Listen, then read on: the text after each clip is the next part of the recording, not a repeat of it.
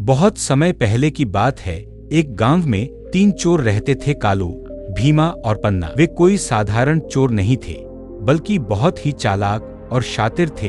गांव का ऐसा कोई आदमी नहीं था जिसे उन्होंने लूटा न हो। सभी गांव वाले उनसे बहुत परेशान थे। धीरे धीरे आसपास के गांवों के लोग भी उनके शिकार हो गए। अब सबको पता चल चुका था कि ये बहुत बड़े चोर हैं, इसलिए लोग उनसे सावधान रहते। जैसे ही तीनों में से कोई दिखाई देता, लोग रास्ता बदल लेते। इस वजह से उनकी रोजी रोटी मुश्किल हो गई। फिर उन्होंने सोचा, आसपास के लोग हमें पहचान गए हैं, अब क्यों न किसी और नगर जाकर चोरी करें। तीनों मान गए और वे निकल पड़े। रास्ते में भूख प्यास सताने लगी। जेब में एक पैसा भी नहीं था। नगर पहुंचे तो थके हारे थे। सबसे बड़ा कालू था। दोनों उसे उस्ताद कहते थे। उसने कहा, भाइयों, पहले पेट पूजा होनी चाहिए। भीमा बोला, मगर पैसा कहाँ है? कालू हंसकर बोला, उसका भी जुगाड़ कर लेंगे। नगर के बाजार में उन्हें हलवाई की दुकान दिखी। तरह तरह की मिठाइयाँ सजी थीं, जलेबी, लड्डू, बर्फी, रसगुल्ला। तीनों के मुंह में पानी आ गया। कालू ने योजना बनाई और बाकी दोनों को समझाया। योजना के अनुसार भीमा और पन्ना दुकान में जा बैठे। दुकानदार लालाराम और उसकी पत्नी रामकली सुबह से खाली बैठे थे। अचानक 2 ग्राहक देखकर खुश हो गए। जलेबी मांगी। पन्ना ने लड्डू। दुकानदार लाला ने दोनों को मिठाइयाँ लाकर दिया और भीमा और पन्ना दोनों मिठाई खाने लगे। फिर भीमा उठकर जाने लगा तो लाला ने पैसे मांगे। भीमा बोला, मैं तो आते ही 10 रुपये दे चुका हूँ। दुकानदार लाला बोला, नहीं, तुमने एक भी पैसा नहीं दिया। तभी पन्ना बोला, सेठ जी, मेरे 50 रुपये तो भूल गए, आपने 10 रुपये। लाला परेशान हो गया। तभी उसने बाहर खड़े कालू को देखा और उसे गवाह बनाया। कालू बोला, हुजूर, इन दोनों ने कोई पैसा नहीं दिया। भीमा और पन्ना भड़क गए। झगड़ा बढ़ा तो लोग जुट गए और मामला कोतवाल तक पहुंच गया। कोतवाल ने तीनों को बुलाया। लाला ने कहा, मेरे पास गवाह है। कोतवाल ने कहा, शाम तक गवाह लाओ। दुकानदार लाला दौड़कर जाता है, कालू को बुलाने जाता है और कालू को चलने के लिए कहता है। कालू ने चाल चली। पहले बीमार होने का बहाना बनाया, चादर मांगी, फिर चाय और मिठाई भी खाई। जब कोतवाल के सामने पहुंचा तो उसने पलटकर कहा, मैंने अपनी आंखों से देखा है, इन दोनों ने पैसे दिए थे।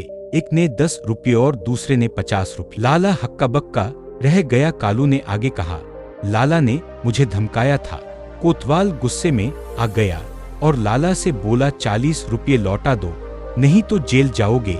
मजबूरी में लाला ने पैसे लौटा दिए। तीनों चोर बाहर निकले और हंसते हुए बोले, कैसी रही हमारी चालाकी, मिठाई भी खा ली, पैसे भी ले लिए और चादर भी। लेकिन उनकी यह बात कोतवाल के एक सैनिक ने सुन ली। कोतवाल को सब पता चला और उसने योजना बनाई।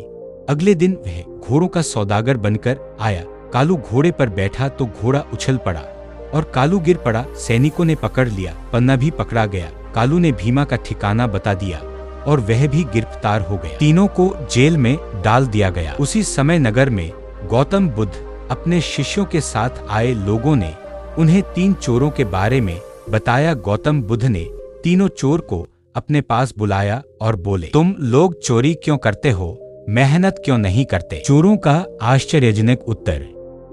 पहले कालू बोला, भगवान, बचपन से हमारे पास कोई सहारा नहीं था।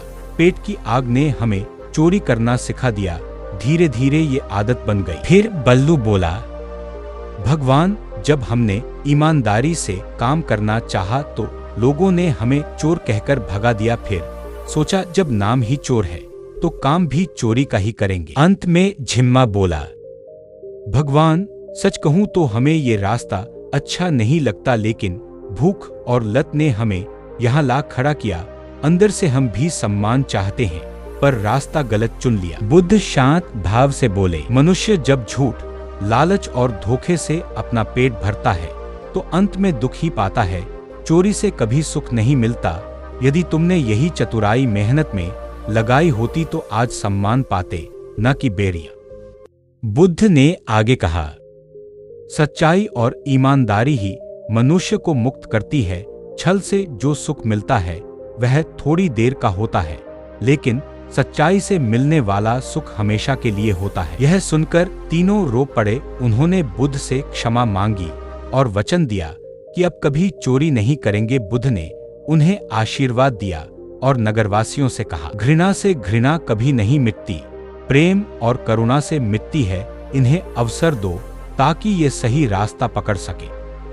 नगरवासी मान गए। तीनों को नया जीवन मिला और बुद्ध की शिक्षा से नगर में शांति